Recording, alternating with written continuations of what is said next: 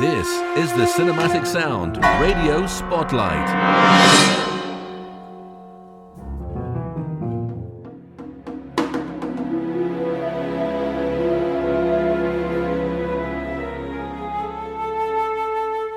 And welcome, ladies and gentlemen, to another edition of the Cinematic Sound Radio Spotlight.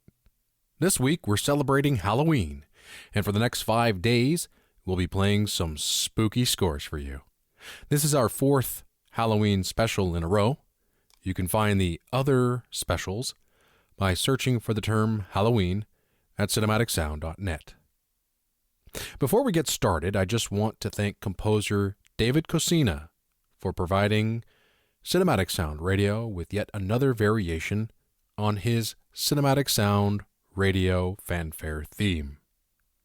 The version you just heard to open up the program is a twisted version of the Cinematic Sound Radio theme in a Jerry Goldsmith Planet of the Apes style. I think it's fantastic. David has provided other themes for the show and variations on the Cinematic Sound Radio theme, and you can listen to some of his music by going to soundcloud.com/dcosina.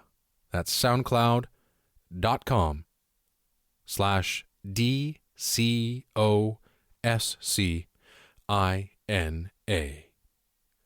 So this week, for our Halloween special 2014, I'm going to try to play scores that I haven't featured on the show before. However, our Wednesday selection has been played on the show before, but it's been such a long time since I featured a lengthy selection of music from that soundtrack that I thought I'd include it on this playlist anyway. Up first is music from the 2010 video game Dead Space 2 by Jason Graves. This game was developed by Visceral Games and published by Electronic Arts. It's set 3 years after the events of the first Dead Space game. This game follows protagonist Isaac Clarke's fight against the new necromorph outbreak on the Sprawl, a space station above Saturn's largest moon, Titan. The game is hailed as one of the most terrifying video games ever made, and while I've never played the game before, I did watch plenty of YouTube videos of gameplay, and I'd have to say that it's a pretty creepy game. And to help stir up the scares is Jason Graves and his dynamite and explosive score. Jason Graves has been writing music for the video game industry for quite some time now. His first gig was scoring the video game adaptation of the film King Arthur. In the mid to late 2000s, when the first Dead Space game was being developed, Graves' classical background and his expertise in 20th century music helped him land the gig. The first game was a huge success. Graves' score was excellent. And so when it came around to score the sequel, Graves was also on board, basically continuing where he left off, supplying this game with familiar themes and creating new ones along the way, while at the same time scaring the absolute bejesus out of you with his brilliant, fully orchestral scores that contain everything from eerie atmosphere, pulse-pounding action, and a religious string quartet piece to help ramp up the religious tones in the game, more so than the first game, since the Church of Unitology plays a much bigger role in the second game, and Graves' piece, Lacrimosa, helps communicate that message perfectly. And now, to open up Cinematic Sound Radio's 2014 Halloween special, here is Jason Graves' extraordinary score to the video game Dead Space 2.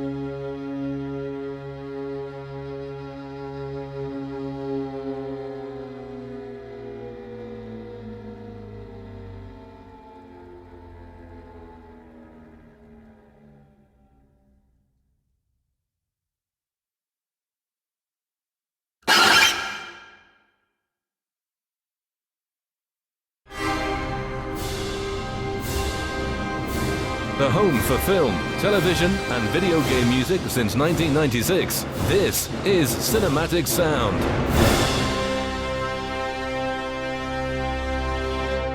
Welcome back to the Cinematic Sound Radio Spotlight.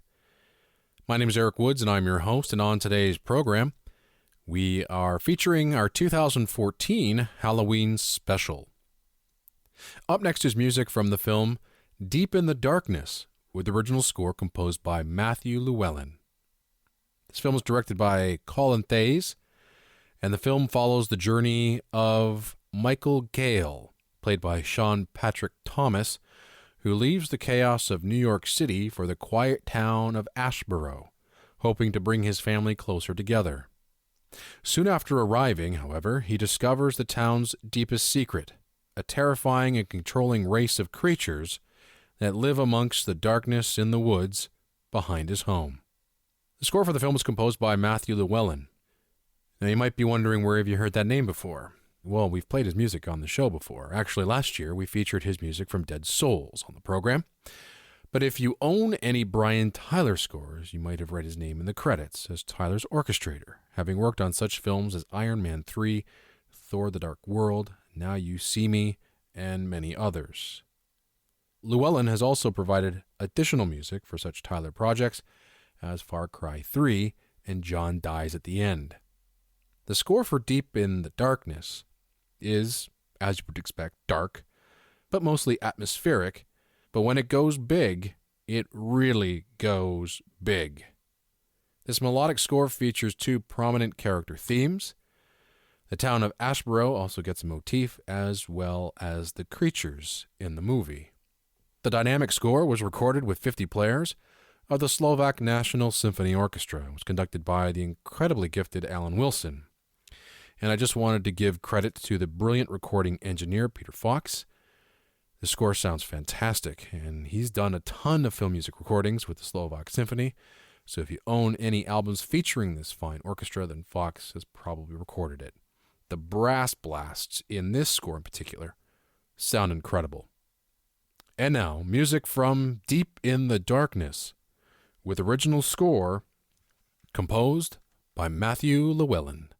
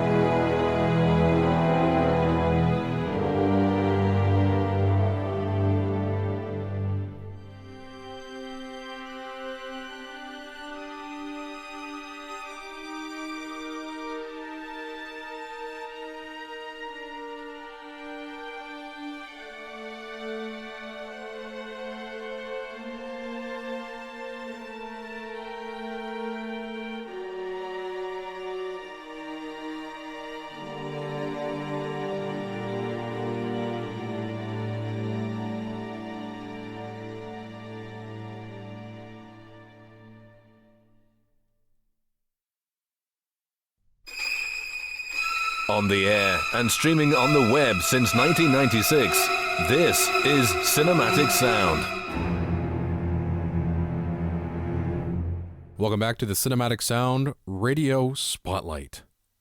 My name is Eric Woods, and I'm your host, and on today's program. And in the Spotlight this week, we're featuring our 2014 Halloween special. Up next is music from Saint Sinner, with original score composed by Christopher Lennertz. And back on Monday, I mentioned that we were going to play a score that we've actually played on the show before. And Saint Sinner is one of those scores. We actually played a one track from this score, I think, back in our Halloween special about 4 years ago. But I really enjoy this score, and here's the reason why. First of all, let me tell you a little bit about the film. The film begins in a secluded California monastery in 1815 that serves as the secret repository for safekeeping of evil and unnatural objects. An ancient statue depicting two beautiful women is delivered to the monastery, and the seductive creatures are released and flee to the 21st century. Brother Thomas sets off and pursues the demons and hopes to stop them in time. The film, which debuted on the Sci-Fi Channel in 2002, co-written by horror master Clive Barker, who has helped create such films and horror classics like Hellraiser and Candyman. The score for Saint Sinner was composed by Christopher Lennertz, and it's one of his earliest successes. It's a score that I placed on my top 10 scores of 2002 list. Lennertz explained the process of creating the score like this. In the film, there's terror, time travel, religion, turmoil, and of course the struggle between good and evil, both internally and externally. The musical range spans a full orchestra, intimate chamber pieces, Gothic choir, piercing string quartet, and everything in between. From the beginning, we intended to use sonic contrast as our ally. The director of the film, Joshua Butler, said Lennertz's score is about duality. He mentions that Lennertz's score is horrific, haunting, perversely beautiful, and captures everything that they set out to do in the movie. There are Latin chants, choral pieces illuminating the hero's journey, and there's even Sanskrit words associated with the demons. Lennertz flew to Hungary to score and conduct the 70-piece Hungarian Symphony Orchestra and 32-member choir. To this day, Saint Sinner is one of my favorite Lennertz scores and one of my favorite horror genre scores. And now, here is music from Saint Sinner, original score composed by Christopher Lennertz.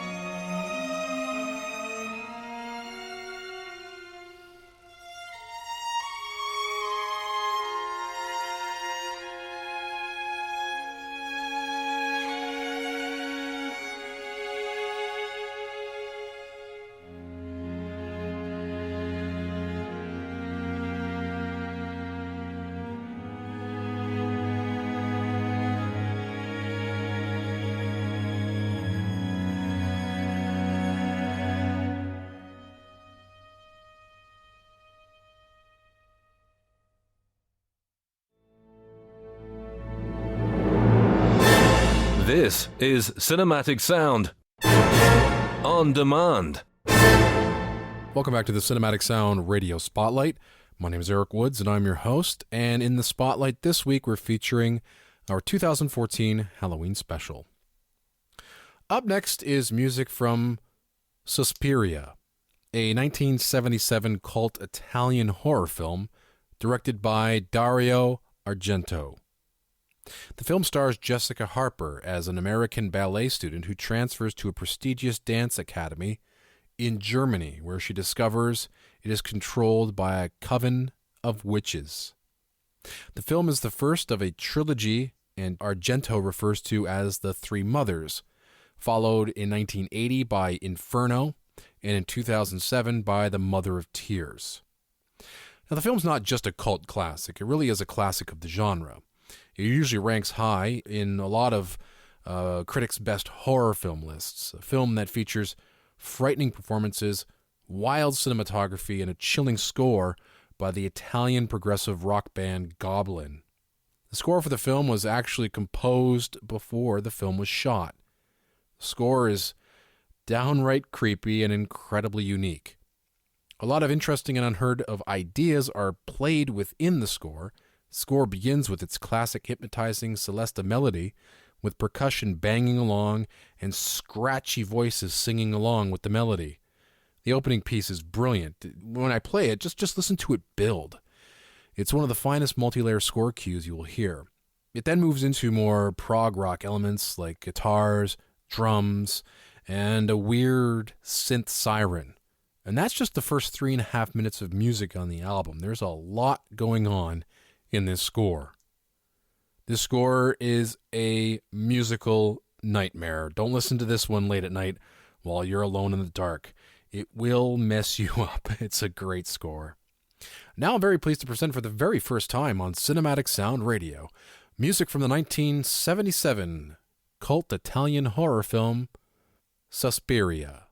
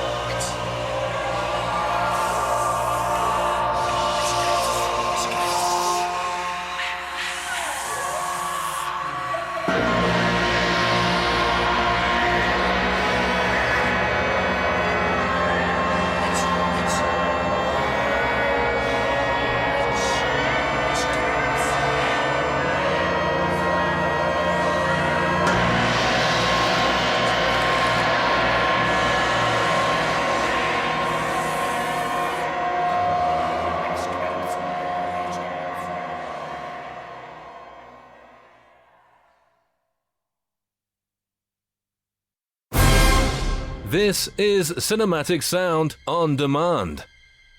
Welcome back to Cinematic Sound Radio. My name is Eric Woods, and I'm your host. And in the spotlight this week, we're listening to our 2014 Halloween special.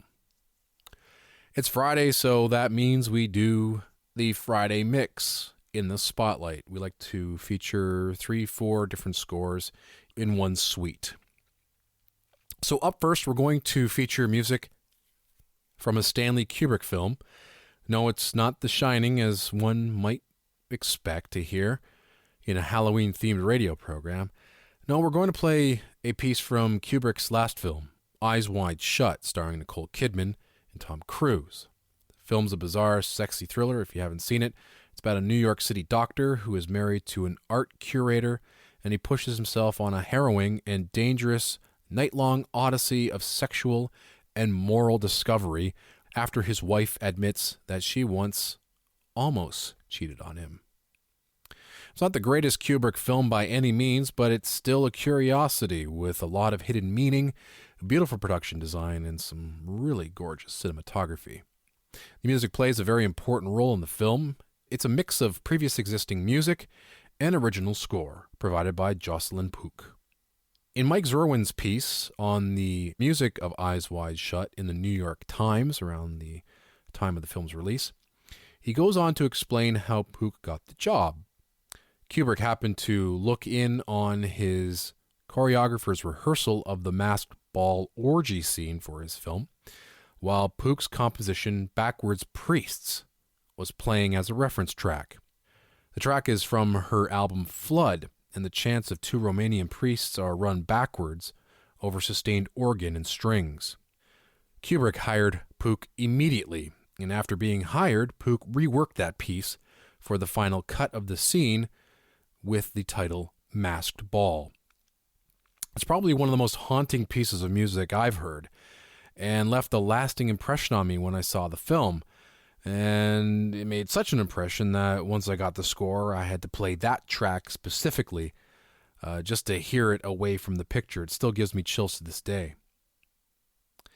We're then going to move on to one of the first horror films I ever saw, Friday the 13th, Part 6.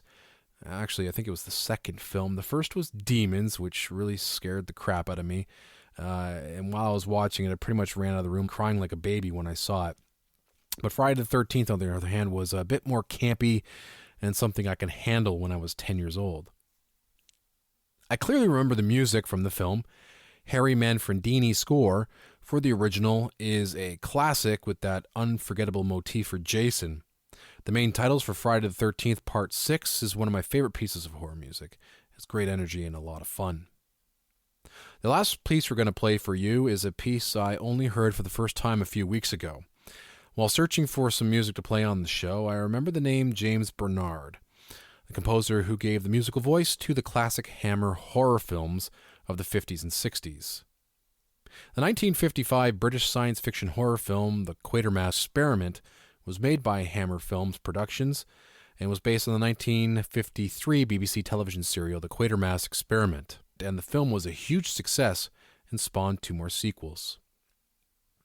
In the first film, 3 astronauts are launched into space in a rocket designed by Quatermass. But the spacecraft returns to Earth with only 1 occupant. Something has infected him during the spaceflight, and he begins mutating into an alien organism which, if it spores, will engulf and destroy humanity.